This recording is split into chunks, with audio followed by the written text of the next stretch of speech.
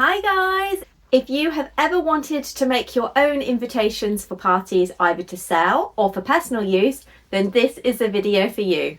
Let's jump in.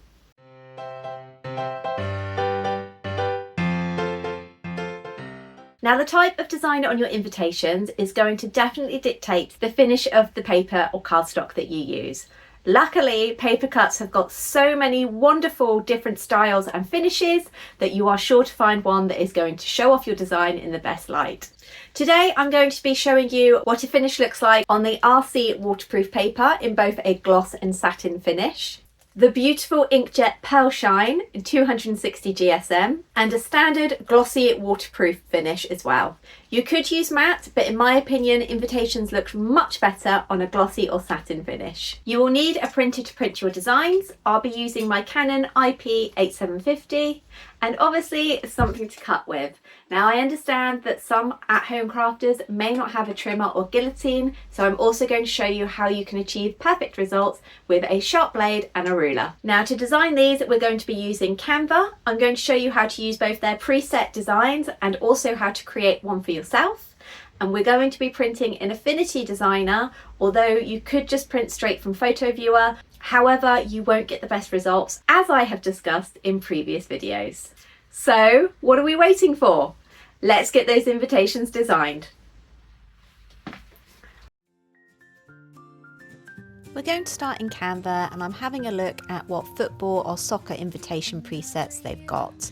Once I found one that I like, I'm going to open it up, and firstly I'm going to adjust the size to make it an A6. That's 10.5 by 14.85.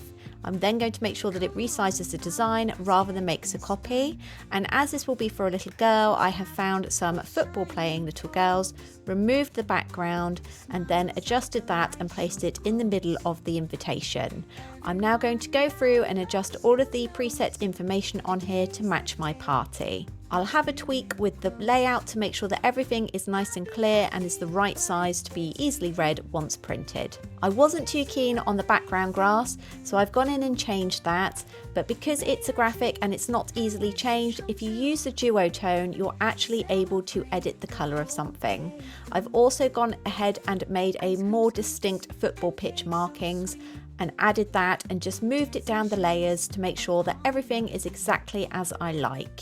I've gone back in with this text here, and on screen it looks a bit illegible, but in person having the purple with the white outline is really crisp and ties in nicely with the team with their purple kits. I've also gone in and added these footballs here that didn't have a background, so I added a circle and changed that to purple too. Now, if you were to make your own invitation, we would start with a new document that is A6, and I've decided I want a neon themed one. So I've had a look in the elements, and I'm now pulling out things that I would like. As this is for a 12th birthday party, I've gone for the number 12. Luckily, this one allows you to actually edit the different colours that are in there. Once I've got all of the elements that I've liked, I need to make them a bit smaller so I can actually see the grid and what I'm working with. It's always a good idea to differentiate the corners or the outside edges, so I found these really cool corner markings that are in a neon effect as well, and I'm going to use the elements here as my colour palette for the entire invitation. It's now time to start building the invitation itself, so I'm starting with the outside edges, and then I'm going to add in the important details and text. So I found some fonts that I think are a bit neon in effect, and it's just a case of going through and adding in all of the details that you want. I decided to remove that 12 and I went for a written one, and I've just paired it with this nice curvy font here. If you use the effects panel in Canva, there is actually a neon effect which worked really well here. Now I've gone through and just made sure that the color palette is flowing throughout and that I'm happy with how all of the layout and the colors work together. We have have a bit of blank space here, and I wanted to fill it with just some circles and dots that are neon, so I've pulled these in from the elements. And now it is time to think about printing. So to create a document that is going to house 4 of these, it needs to be A4. So I've created a new A4 document, but downloaded the 12 unlocked as an image, and then it is time to re-upload that back into the canvas. And then I have duplicated it 4 times and made sure that everything is aligned before selecting all, and then using the position tool to make sure that it is 21. I've changed the colour of the canvas below to black, which means that if there is any gaps between these invitations, it will fill it nicely. We've hopped on over to Affinity and we've created an A4 document, but it is really important that you set the colour profile to CMYK, which is what is used for printing. And then with the print settings, I have gone through and made sure that it is borderless, and for the gloss and satin, I have obviously selected gloss, and I have made sure that high quality is turned on, ready for printing.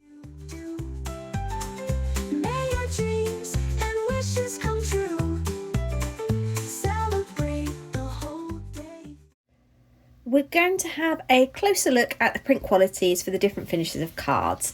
This one here on the left has been printed on the Pearl 260 GSM, and you should be able to see that it has got this beautiful shimmer to the print itself, and the quality is fantastic, and it just adds an extra dimension. This will be perfect, especially if you've got little girls that love something sparkly.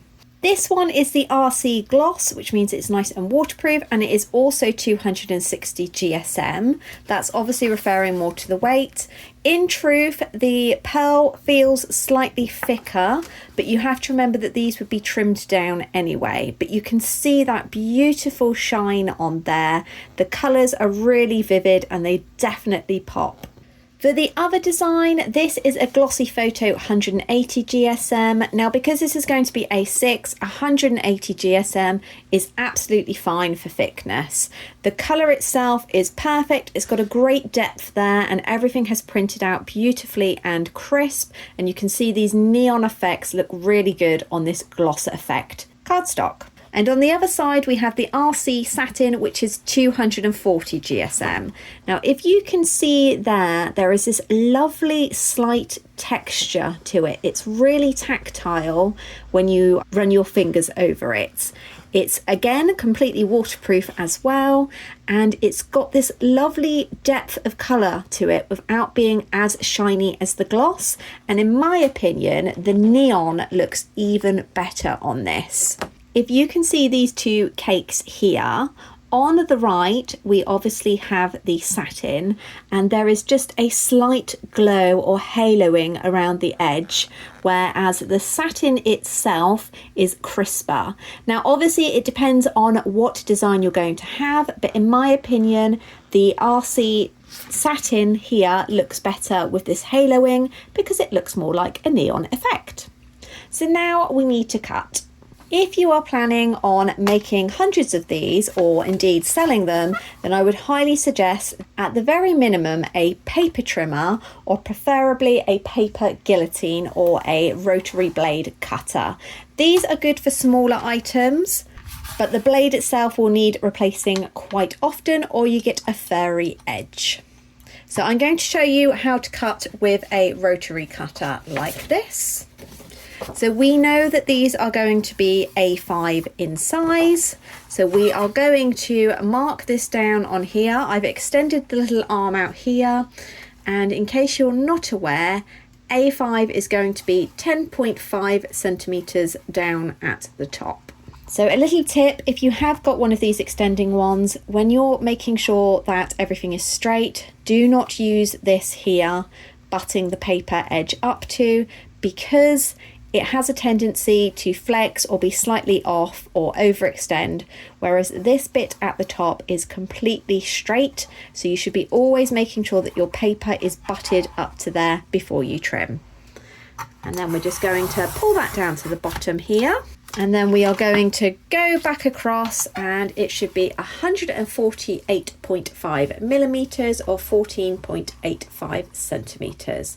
So again, I'm lining that up here, but then I'm lifting it over this guide here and just making sure that it is flush at the top. So there you can see this has cut perfectly. We've got it set to borderless print to make sure that everything is edge to edge, and this just gives a much more professional finish. Now, as you can see here, there is a slight bit of fluffiness in the cardstock. This is nothing to do with the cardstock itself. This is down to the blade. I find that these, because they're not self-sharpening, they go blunt really quickly, so I have to buy them in bulk. Eventually, I am going to upgrade to a paper guillotine, but I just haven't found one that I'm happy with. If you don't have one of these, there is of course an alternative. All you need is a ruler with a good strong edge, and then either a sharp craft knife or a scalpel with a fresh blade. I have this metal ruler which I much prefer to use. So because of the way this design has been created, I know that here to here, if I line up the ruler, it is going to be exactly where I want the design cut, and the same here and here. So we're going to do that now. I'm just going to line up the ruler along these edges here, and then I'm going to cut. So as always, I have got the camera in the way, so my hands aren't the steadiest.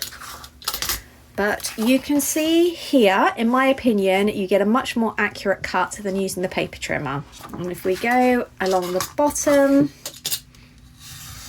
so the best thing to do when you're making a big batch of these is to stick something on YouTube and just start cutting through. So how great do these look? When you compare them to the ones that we did on the trimmer, you can see on the edging here, there is a very slight part of the design that was here that has got cut in. That's because, as we've discussed in previous videos, printers don't always take the cardstock in straight. If you create your design so you've got contrasting colours, and that you know that part of the design is offset on the page, then it is much easier to line things up, as you saw me do there, and everything is the same size.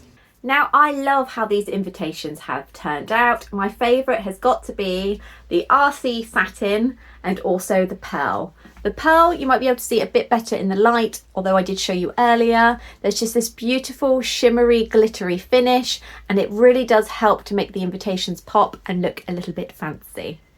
This RC Satin has a wonderful finish to the text. It gives a little bit of a glow, a haloing, which for this design is perfect. But obviously, if you had a design like this, you might prefer to go with just the gloss. Now, the main thing you need to bear in mind when designing is obviously, even if you're printing borderless, some printers are going to take the paper in at a slight angle, which means that part of your design may get cut off.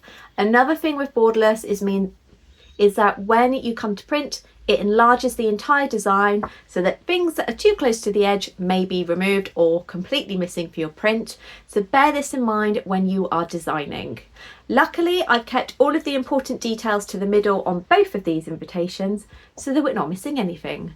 But it's definitely something that you need to consider when you're designing your own invitations. Even if you're using Canva's presets, sometimes the important details need to just be moved slightly more into the middle so that nothing is cut off. So the great thing about Paper Cutz cardstock means that it is not only available in a huge variety of different finishes and GSM, but it is at a really reasonable price point. If you were to send these out to be printed, especially on the pearl shimmer finish, you will be looking at a considerable high cost. This can make it difficult if you want to print at home for wedding invitations or party invitations, but it can also make it tricky if you want to sell your creations and your designs. This is a great alternative to the high costs associated with printing, and you also get to choose from a variety of different finishes that most professional printers won't offer. I would like to say a great big thank you to Paper Cutz for sponsoring today's video. We all know that I love their products. They are so versatile, and as always, I will drop the links for every single one that I've used in the description box down below. I hope that you've enjoyed today's video. If you have any ideas or suggestions for future videos, definitely leave me a comment and I'll be sure to get back to you. Exactly the same if you have any questions about the process involved in today's make. If you haven't already subscribed, hit the subscribe button. It helps YouTube know that you are enjoying my content, and you'll also get notified when I make a new upload. Although I upload craft videos every Friday, sometimes I throw a cheeky little extra one in earlier in the week, which is where I discuss behind the scenes and what exactly is going on in my small business, Chibi Chi Designs. A great big thank you to you, the viewer, for watching, and I will see you next time. Bye!